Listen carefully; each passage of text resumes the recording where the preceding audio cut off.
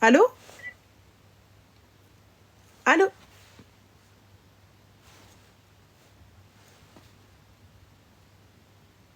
Adem. Là? Allô? Allô? Salam alaikum. Salam alaikum, ça va? Alhamdoulilah, et toi? Ça va, alhamdoulilah. Ah, ça fait trop du bien de t'avoir, Ranel. Tu vas bien? Ça va, non, ça va pas trop, je te mens pas. Qu'est-ce qui se Je suis passe? désolée, il y a moyen que je pleure pendant l'histoire parce que ça fait vraiment mal au cœur. IML, qui Donc, est pas ça? En fait, moi, tout, c'est pas une histoire. Excuse-moi, faut que je reprenne T'inquiète mon pas. souffle. Alors, moi, c'est pas du tout une histoire par rapport à un homme, c'est par rapport plus à ma mère. En fait, il faut savoir que ma mère, c'est l'une des personnes les plus pieuses que j'ai pu rencontrer dans ma vie, alhamdoulilah. Elle a toujours été dans la religion, elle nous a beaucoup aidé par rapport à ça, etc. J'ai rien à dire par rapport à ça. Et en fait, il faut savoir que j'ai mon père qui est assez âgé. Et en fait, il faut savoir que dans l'année, mon père, souvent, il tombe malade. Il tombe malade une fois, mais le souci, c'est qu'il tombe malade pendant plusieurs mois. Et ça fait qu'en gros, il a de la toux, c'est assez sévère, il fait des nuits blanches, bref, c'est invivable pour lui, le pauvre miskin. Et en fait, du coup, plus le temps passe, du coup, plus il vieillit.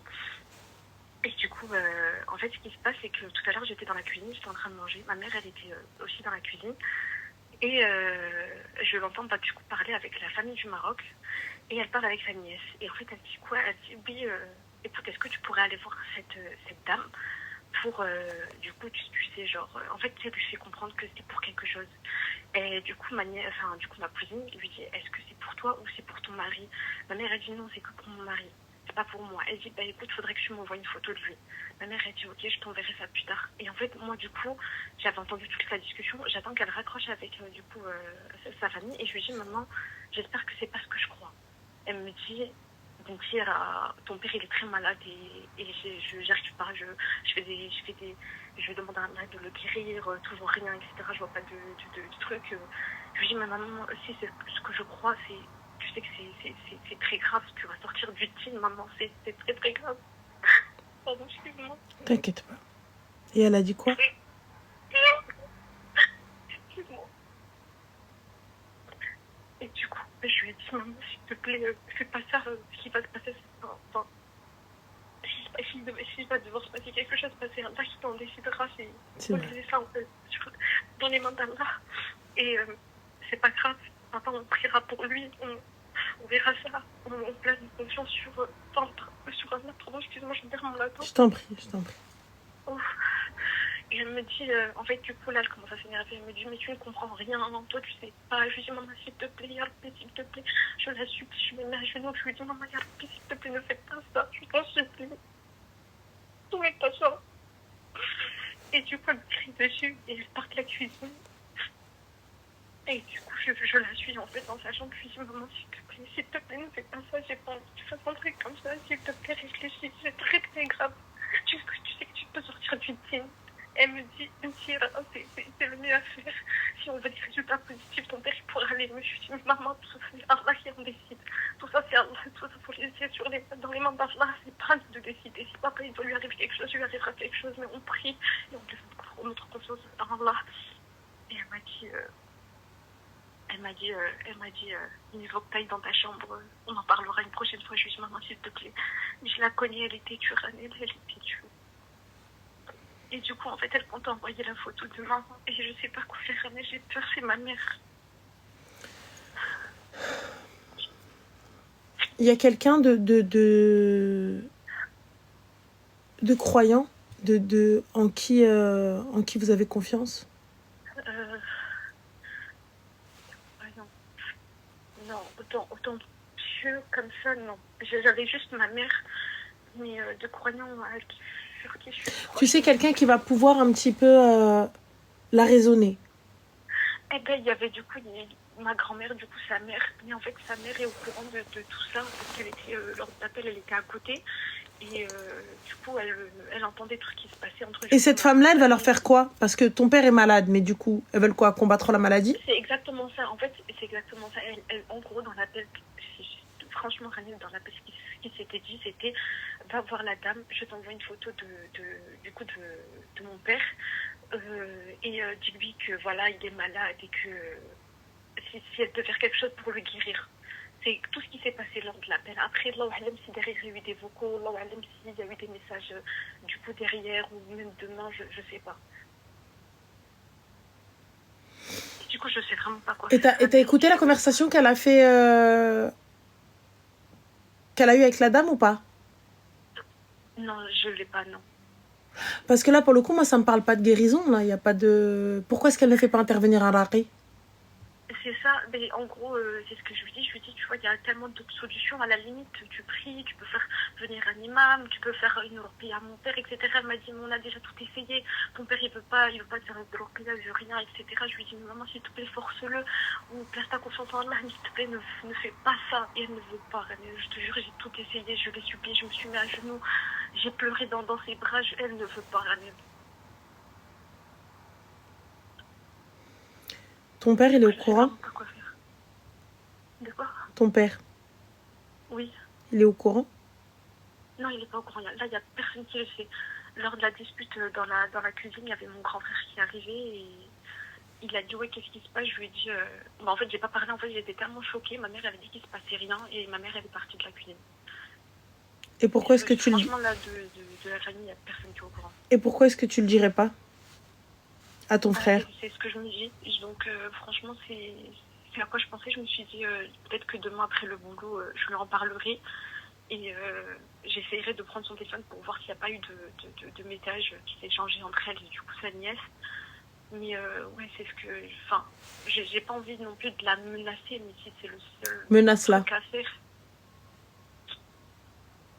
Tu sais, à partir du moment où j'ai tout essayé, je t'ai supplié. بسلك رجليك. كل شي درته. À ce moment-là, je te menacerai. Mais je pense pas que la menace lui fasse quoi que ce soit. Juste, tu le sauras pas. Donc, le mieux à faire, c'est de le dire à mes frères, mes sœurs. Si elle ne comprend pas, oui. Et moi, personnellement, c'est vrai, ouais, j'appellerai la nièce et je lui dis, je vais te fdah. Quitte à la dénoncer aux autorités. Okay, parce que du coup, ils sont tous au bed, ouais, c'est vrai. Je te dénonce aux autorités. Parce que du coup, elle a déjà fait une séance, de ce que j'ai pu comprendre lors de l'appel. Mais une séance de quoi? De ça, en gros, elle est partie voir la chouafa, je ne sais pas ce que c'est, je te jure, Ramé, je sais que c'est une dame qui pratique du shirk, et elle est partie la voir, et ma mère, elle lui a demandé alors comment ça s'est passé. Elle lui a dit, écoute, depuis, je vais très bien, tout se passe très bien, etc. Je compte partir la revoir, et ma mère, elle lui a dit, quand tu pars la revoir, s'il te plaît, va la voir, et parle pour mon mari. Mais pas pour mon mari, pourquoi? Pour sa santé? Oui, c'est ça, pour sa santé, parce que c'est ce que j'ai dit, je lui ai dit, s'il te plaît, maman, papa, il est très malade, mais c'est pas grave, elle m'a dit, non, j'ai peur pour lui, etc. Je lui ai dit, mais on a tous peur pour lui, mais s'il te plaît, passe ta confiance en Allah, s'il te plaît, maman. Elle m'a dit, non, j'ai déjà fait tout, j'ai déjà tout fait, les doigts et tout, ça fait des mois que ça dure, j'ai peur pour ton père, je lui ai dit, on a tous peur pour lui, maman. Mais ça fait des mois que ça dure, il a quoi comme maladie? On ne sait pas, en fait, il tombe malade une fois dans l'année, et ça dure des mois et des mois. Et les médecins, ils ont dit quoi? Rien. Ils disent juste que c'est de la toux sévère. Mais c'est de la toux tellement sévère que ça dure des mois et des mois, René. Et la ruqya, vous avez essayé? Non, parce que mon père ne veut pas. Et ma mère, elle le force, mais mon père, il veut pas. En fait, qu'Allah le pardonne. Et parce qu'en fait, mon père, il n'est pas autant dans la religion que ça. Et quand on lui propose des solutions, on va dire, comment on va dire ça? On va dire correct, en fait, au vu de l'islam, comme des ruqya et tout, mon père, il voit ça en bizarre, il dit, mais non, mais ça sert à rien, j'ai déjà essayé les médicaments, etc., ça ne sert à rien, etc., c'est juste, faut juste attendre, ça va passer, il est très, très têtu, mais vraiment têtu, Ranel, il veut vraiment pas savoir, enfin, il veut vraiment... Et même aller voir, ça c'est vrai, c'est un naturopathe? Non, je sais pas ce que c'est. Un naturopathe? C'est... Comment expliquer? Attends, je vais te dire ça tout de suite. Oh, j'ai peur de te dire de la merde, très exactement. Donc, la naturopathie est une pratique de soins non conventionnelle qui affirme équilibrer le fonctionnement de l'organisme par des moyens considérés par celle-ci comme naturels. Changement d'alimentation, jeûne, hygiène de vie, etc. Et tout. Médecine alternative. C'est ce que ma mère elle a essayé de faire. Elle a essayé de lui donner une autre alimentation, pardon, on va dire un peu plus saine. Il essaye de faire de la marche à l'extérieur, etc. Mais, hijama aussi. La hijama, il a fait? Non, non. Et pourquoi il ferait pas? Parce que, comme je dis, mon père, il est pas trop dans ça. Même au niveau des médecins, je lui dis, papa, laisse-moi prendre des rendez-vous avec des spécialistes. Il me dit, non, si ça va passer, c'est pas grave. Là, c'est arrivé les années précédentes et ça va être pareil, ça va juste passer. Faut juste attendre un peu. Il est très, très têtu et le problème, c'est que même si je le force, même si je prends le rendez-vous, je dis, papa, tel jour, telle date, à telle heure, tu as rendez-vous avec un tel pour tes problèmes. Il va me dire, non, c'est mort, j'irai pas, tu vois. Et je ne peux pas le forcer. Et si vous les ramenez à la maison, directement? Les médecins? Oui. Je ne savais pas que c'était possible pour ce genre de cas. Et que tu l'emmènes direct, lui. Tu le mets devant le fait accompli. Accompagne-moi chez le médecin, j'y vais pour moi et que c'est pour lui. Je te jure, Ranel, il va venir, il va être devant la porte et quand je lui dire que c'est pour ça, il va me dire non, il va partir. J'aurais beau le retenir, il va partir. Je te jure, Ranel, il est très têtu parce que tout ça, j'aurais pu le faire bien avant, mais faut vraiment voir mon père pour le comprendre. Il est vraiment très très têtu. Souvent c'est invisible, surtout quand il y a des situations dans ce style-là, mais je sais pas, mon père, franchement, je sais pas. Il n'y a rien de bizarre, les gens, hein. Vous savez, les anciens, ils sont comme ça. Hein. C'est ça. Les anciens, ils sont comme ça. Hein. Ils veulent pas, non, waouh, tu vois. Mais ils sont comme ça, ils veulent pas, ils en font qu'à leur tête. C'est ça, je te jure, Annie, Dieu sait à quel point j'ai essayé. Je dis, papa, s'il te plaît, laisse-moi prendre rendez-vous avec des spécialistes.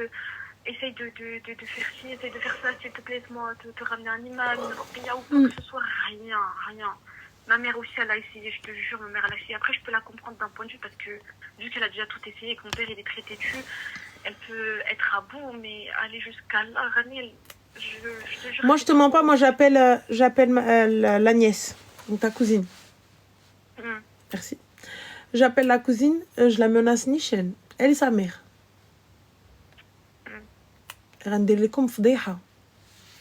J'ai toutes les captures, j'ai tous les messages, tu te les envoies. Et tu les menaces. Et on a encore une qui fait un truc à ma mère, qui accepte d'aller pour ma mère, qui l'entraîne dans ses dingueries. Il se passe quoi que ce soit. Il y arrive quoi que ce soit. Il y a un changement de comportement de qui que ce soit. Nd'aïkoum. Ouais, c'est ce que je comprends. Directement. Je vais essayer de voir ça demain. Je vais parler avec ma mère et je vais essayer de voir sur son téléphone s'il n'y a pas des vocaux, des messages qui sont échangés ou voir des photos parce que du coup, il a dit qu'elle avait lui envoyé des photos. Non, clairement. Envoyer des photos de quoi? Bah, de mon père. Non, prends les infos nécessaires et garde tout ça et menace les Nichel. Ouais, je vais essayer de voir ça. J'espère juste qu'il y a des messages parce que du coup, ma mère, elle a les... Comment ça s'appelle, les messages éphémères, je crois, sur WhatsApp, si je me trompe pas. Bah vas-y maintenant, lève-toi. Ouais, je te jure, c'est ce que j'allais faire. Wallah. Tu t'envoies tout? Ouais, je vais tout voir. Ouais, je vais vérifier, etc. J'espère qu'elle a rien fait. J'espère que ce que je lui ai dit tout à l'heure, ça l'a un peu secoué. Mais j'espère. En fait, c'est ma mère, là. Mais khair, Inch'Allah. En tout cas, fais le nécessaire et khair. C'est ça. Bon courage à toi, Zine. Slama. Merci, Slama. Ouais. Tu veux conseiller quoi, là? Tu veux dire quoi?